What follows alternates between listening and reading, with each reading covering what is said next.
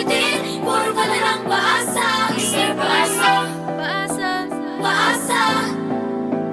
Lagi lang akong bitin, puro ka na lang paasa. Mister Paasa, huwag ka na lang sa akin ay mangako. Kung ang pangako laging napapako, huwag ka na lang sa akin ay mangako. Kung ang pangako laging napapako.